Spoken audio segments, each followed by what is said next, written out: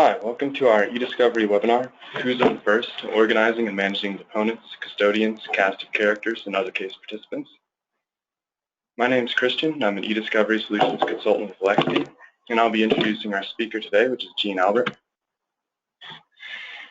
Information about the eDiscovery webinar series. It takes place monthly, covers a variety of relevant eDiscovery topics, and the presentations will be available for on-demand download by all the registrants. A little bit about Lexbe here. Lexbe is an Austin, Texas-based eDiscovery software and services provider. We've been reviewed by a number of professionals and publications. We've got a couple down at the bottom. And a mission statement about Lexbe. For questions or technical issues during the webinar or after, please email us at webinars@lexbe.com. A little about Jean Albert, our speaker today. Jean is the CEO of Lexbe, a provider of cloud-based litigation, processing, review, and document management software and eDiscovery services. Jean is a frequent speaker and author on eDiscovery and legal technology issues.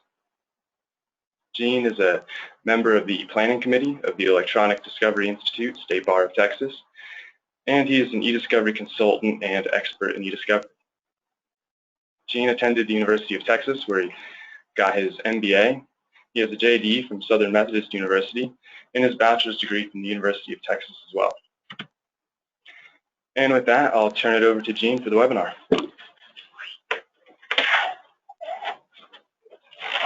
Thank you, Christian, and thank you everybody for attending today's webinar.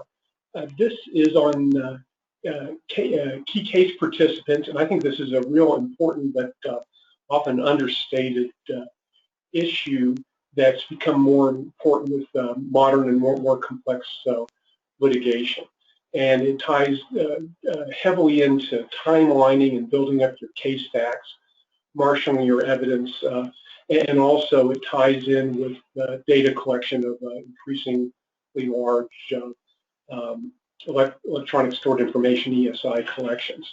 The agenda we'll go through today and talking about this will be why it's important, why bother doing it, defining some of our terms here because we have overlapping terms referring to different types of case participants, how this can relate to conflict of interest checks, data collection, custodians, and how to map and preserve and how that ties in, how this can be used to assist in early case assessment, knowing your case strength for settlement and other purposes, building out your evidence timelines, and then being proactive in depositions, motion practice, and eventually the trial. If it gets to that.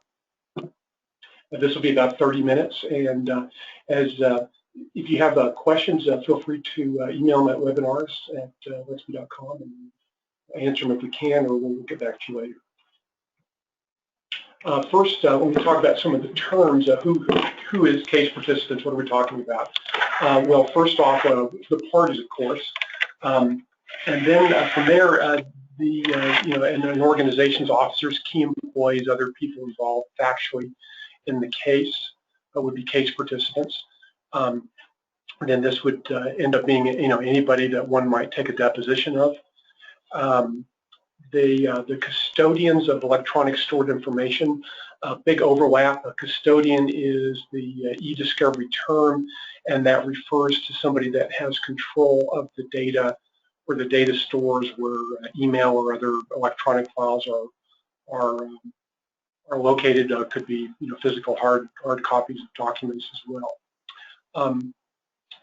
Impersonal data stores, we sometimes refer to custodians for this purpose of case participants, or custodians for mapping out areas where there may not be an individual involved. So there could be a data store in on a LAN, a shared LAN, and you could say the IT person's responsible for that because many individuals could have access to it, or we might just call that the shared LAN drive in the Boston office or something like that too, or you could say the Miami warehouse, etc. So sometimes we'll treat those as data custodians for tracking data back for chain of custody purposes. Third-party witnesses, of course, that can also be case participants and subpoena targets. Somebody you might send a third-party subpoena to. Last is this term cast of characters. This is one I've always liked. This was developed by CaseMap, early program on this years ago, and it had a nice flavor of sort of building your case into a story and having a good storyline, along with the legal facts for it. So that's often used in this area as well. Dangers of not doing some good early organization. Well, you can certainly lead to conflict of interest problems and disqualification if you take a case when you shouldn't have or didn't get a waiver. To the extent you don't identify the custodians, that can the proper custodians and data custodians, that can lead to failure to preserve evidence and spoliation. There can be a lot of horse trading that goes on in selecting your optimal custodians, deponents, and witnesses for your case, and that can involve just the raw amount of data they have and what type of data they have, and you'll be limited under different local rules and scheduling orders on how many you can have, so you want to pick the right one. So there's a lot of thought that goes into that there.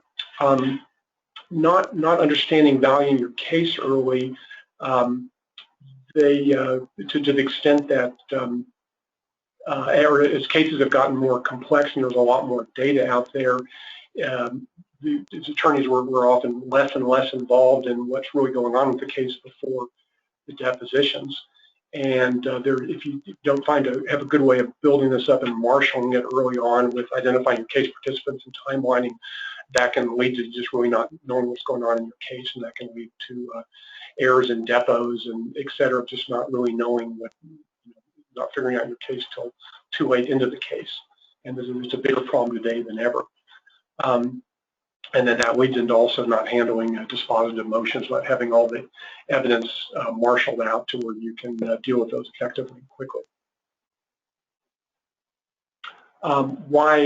Why is this often done in a haphazard manner? Well, probably the same reason a lot of things are done in a haphazard manner, but more specifically here, the cases are changing. There's more ESI and evidence every year and more per custodian, so there's a lot more to process, and the value of the case, how much can be spent, isn't going up. Because of this, attorneys are often not involved in the early document collection and review as much, and just kind of hands-off, or it's been delegated. Also, the cases are getting more complex, more international. There just are a lot of parties. So, we have a recent construction case that has just tons of parties of different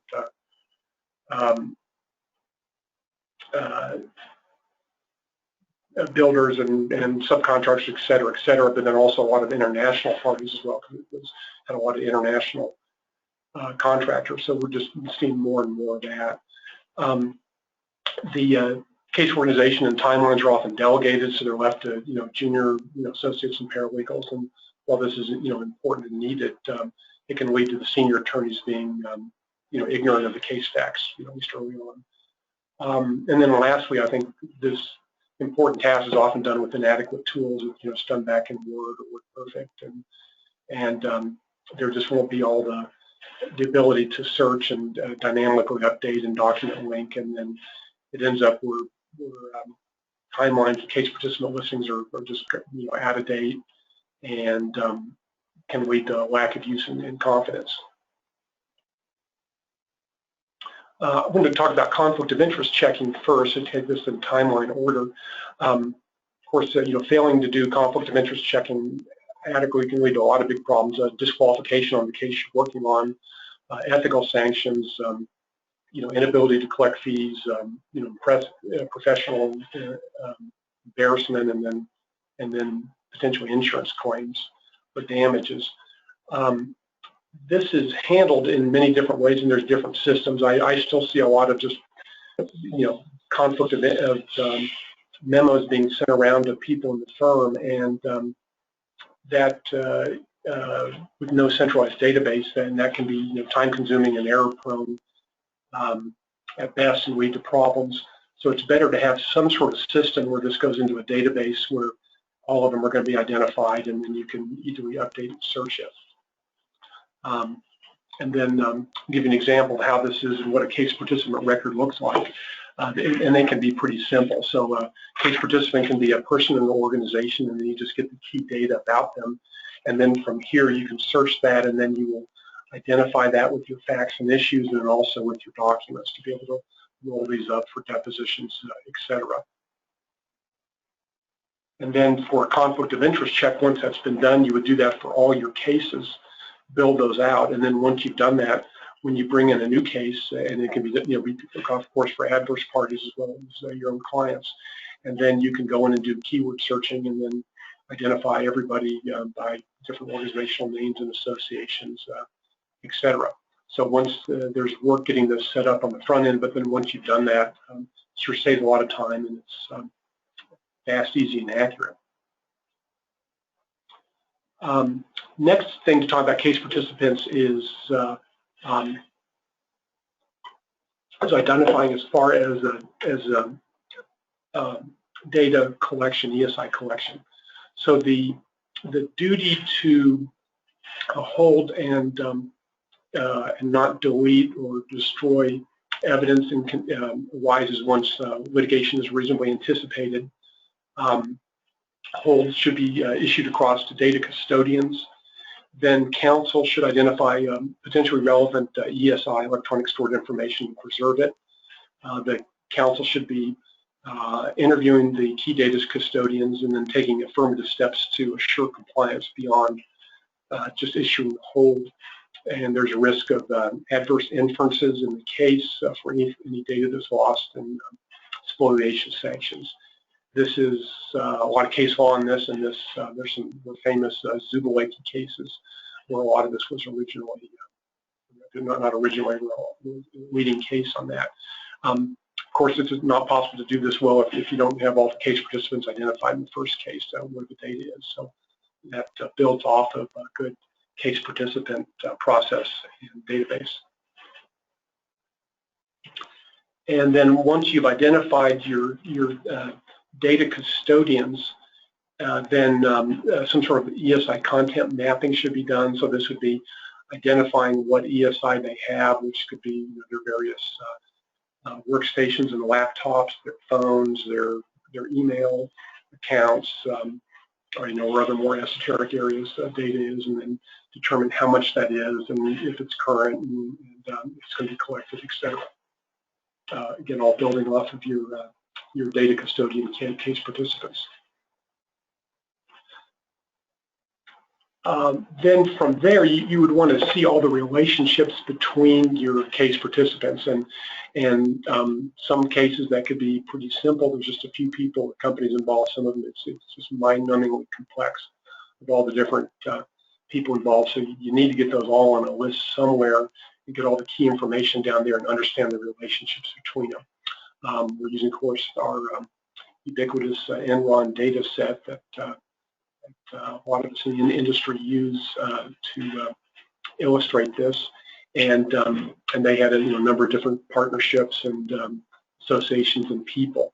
So you can see once you start doing that, you can really understand who's there. Once that's been done, that's it really aids in communication between people on your team, litigation team, and with clients, and just making sure you understand the whole thing. Once that's built up, then that goes into timelines. So you take your case participants and then you start building and associating them with the key facts that you have in your case and issues, and then you can build out timelines and be able to filter them by your case participants to get ready for your collection efforts or your depositions or preparation and prosecution and other aspects of your case.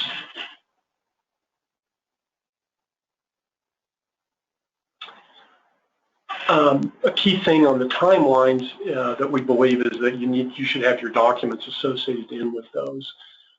So if you have a timeline or case participants or anything that's in a Word document or something like that, then that's fine. But then if you try to get back and look at a document itself, it's just too hard, and it ends up not being done. So it's nice to have this in an integrated environment where you can build up your case participants, your issues, and your facts, and then you can jump into the documents at any time and see how that associates improves it up. And you can also filter. So here we're filtering on case participants, so you can pull down and look at all your facts and all your documents that just associate with those case participants once you've got this built up, and along with other fields like contested material, et cetera, that will assist with what stage of the case you're in. And associated with that also is being able to extract facts out of documents. Depositions and transcripts is a key portion of that, but then also other key documents and exhibits, and then tie those back into your key case issues, your custodians, and your case timelines. And then eventually you would do that and get to the point of doing motion practice.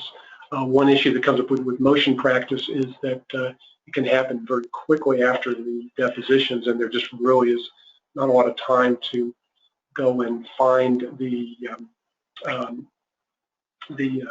facts that will controvert or support a dispositive motion, and get the evidence quickly, and it has to be done fast. So having this built out ahead of time makes it easier to do this and do this well under a time crunch.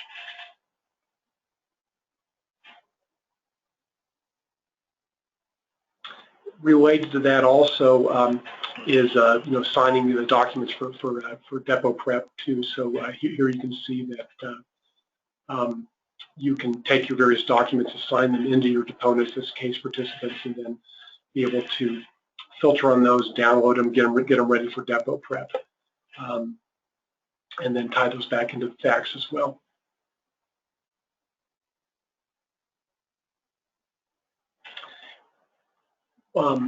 What would you like to see in litigation software that helps you do this?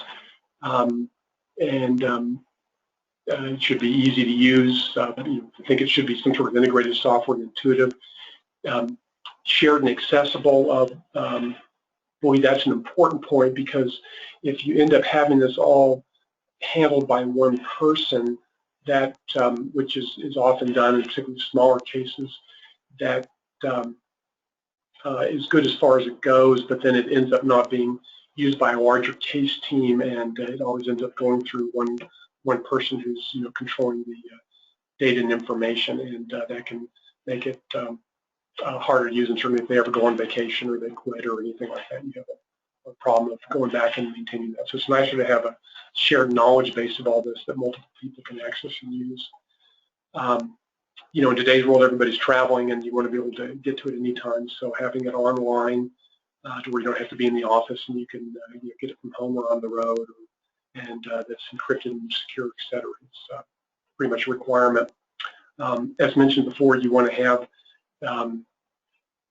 everything connected so that you can tie your documents to your case participants, to your notes, to your facts, et cetera, so you can go from one to the other easily to have these things really worthwhile. And then you want to be fully featured so that you can issue code and then filter and sort, et cetera, to slice and dice by case participant, by fact, issue, document, et cetera, and be able to get all these associations.